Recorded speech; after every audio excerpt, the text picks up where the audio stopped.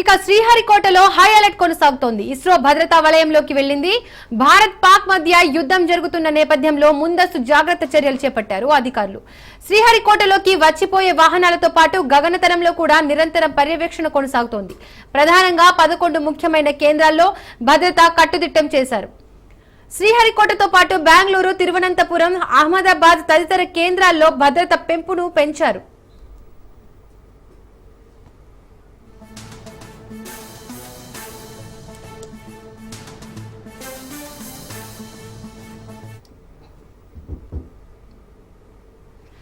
ఇక శ్రీహరికోటలో high alert కొనసాగుతోంది. ఇస్రో భద్రతా వలయంలోకి వెళ్లింది. భారత్ పాక్ మధ్య యుద్ధం జరుగుతున్న నేపథ్యంలో ముందస్తు జాగ్రత్త చర్యలు చేపట్టారు అధికారులు. శ్రీహరికోటలోకి వచ్చిపోయే వాహనాలతో పాటు గగనతలంలో కూడా నిరంతరం పర్యవేక్షణ కొనసాగుతోంది. ప్రధానంగా 11 ముఖ్యమైన కేంద్రాల్లో భద్రత కట్టుదిట్టం కొనసాగుతోంది.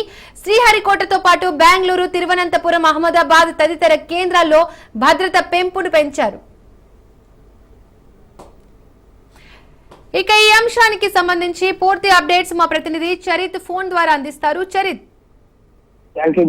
ఏదైతే ఈరోజు భారత్ పాక్ యుద్ధాల ఉద్రిక్తత నేపథ్యంలో ప్రధానంగా ఏదైతే అంతరిక్ష కేంద్రమైనటువంటి ఇస్రోకి సంబంధించినటువంటి భారత అంతరిక్ష కేంద్రానికి సంబంధించినటువంటి అన్ని కేంద్రాలు భారతదేశం మొత్తం మీద 45 అంతరిక్ష కేంద్రాలు ఉన్నాయి.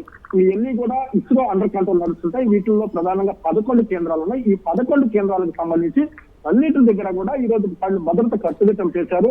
అయితే ఈ రోజు ఎక్కడా కూడా వైమానిక దళానికి సంబంధించి ఆ ప్రాంతంలో కూడా కట్టుదిట్టమైన ఏర్పాట్లు ఏదైతే అక్కడ ఉంటుందో అక్కడ ఉన్నటువంటి పూర్తిగా కూడా స్కానింగ్ చేస్తున్నారు. మనుషుల్ని ఆ పరిసర ప్రాంతాల వాహనాలు తనిఖీ చేయడంతో పాటు ఏదైతే అక్కడ ఏదైనా అసాంఘిక కార్యక్రమాలు కానీ శాంతి భద్రతల నేపథ్యంలో పూర్తిగా కూడా అక్కడ చెకింగ్ పాయింట్స్ ఏర్పాటు చేసిన పరిస్థితి. ప్రధానంగా భారతదేశం మొత్తం మీద మనం గమనించినట్లయితే విక్రమ్ సారాభాయ్ స్పేస్ సెంటర్, అలాగే లిక్విడ్ ప్రొపెన్షియల్ సిస్టమ్, అలాగే సతీష్ ధావన్ స్పేస్ సెంటర్, అలాగే యుఆర్ రావు శాటిలైట్ సెంటర్, అలాగే ఇస్రో ప్రొపల్షన్ కాంప్లెక్స్, అలాగే స్పేస్ అప్లికేషన్ సెంటర్, అలాగే నేషనల్ రిమోట్ సెన్సింగ్ సెంటర్, అలాగే ISRO telemetric tracking and communication network system. వీటన్నిటి ఏదైతే ఈ 11 ప్రాంతాలు ఉన్నాయో ఈ 11 ప్రాంతాలతో పాటు పూర్తిగా మిగతా కేంద్రాల్లో కూడా ఇస్రోకి సంబంధించినటువంటి భద్రత పటిష్టమైన భద్రత ఏర్పాటు చేసిన పరిస్థితి. దీనితో పాటు ఏదైతే నాసాకి సంబంధించినటువంటి ఇండియా ప్రధానమైన కార్యాలయం ఢిల్లీలో ఉందో దీంట్లో కూడా పూర్తిగా కూడా ఆ ప్రాంతంలో కూడా కట్టుదిట్టమైన ఏర్పాటు చేశారు.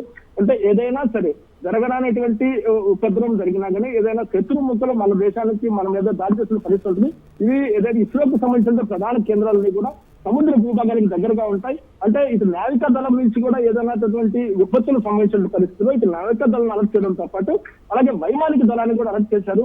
ఆ పరిసర ప్రాంతాల్లో ఎలాంటి ఫ్లైట్స్ జరగకుండా కూడా ఎలాంటి ఇది జరగకుండా కూడా అక్కడ కట్టుదిట్టమైన ఏర్పాట్లు చేసిన పరిస్థితి ఉందని చెప్పాలి. అంతరిక్షానికి సంబంధించి అత్యంత భారతదేశానికి అమ్ముల ప్రజలు ఈ రోజు ఎన్నో ఉపగ్రహాలను ఈ రోజు గగనతలంలోకి పంపించినటువంటి ఇస్రోకి సంబంధించిన ప్రధానమైనటువంటి ఆయువు ఖర్చు అంటే ఆర్థికంగా కూడా ఇస్రో ఎదుగుతున్న పరిస్థితి. ఇతర దేశాల నుంచి ప్రైవేట్ ఉపగ్రహాలను కూడా స్పేస్ లోకి పంపుతూ భారతదేశానికి ఇన్కమ్ తెచ్చిపెడుతుంది. ఇస్రోకి పూర్తిగా కూడా కట్టుదిట్టమైన భద్రత ఏర్పాటు చేస్తున్న పరిస్థితి ఉందన్నా కానీ అలాగే బెంగళూరు, తిరువనంతపురం, అహ్మదాబాద్ ఈ కేంద్రాల్లో కూడా కట్టుదిట్టమైన ఏర్పాట్లు చేయడంతో పాటు ఏదైతే సిఐఎస్ఎఫ్ సిబ్బందిని కూడా పెంచిన పరిస్థితి. ప్రతి దగ్గర కూడా యాక్సెస్ పాయింట్లు, స్కానింగ్ పాయింట్లు, అలాగే వాహనాల తనిఖీ కట్టడి చేసిన పరిస్థితి. అయితే దేశ భద్రతకు ముందస్తుగా కాపాడుకునేందుకు చర్యలు తీసుకునేందుకు కూడా పరిస్థితి ఉందని చెప్పాలి.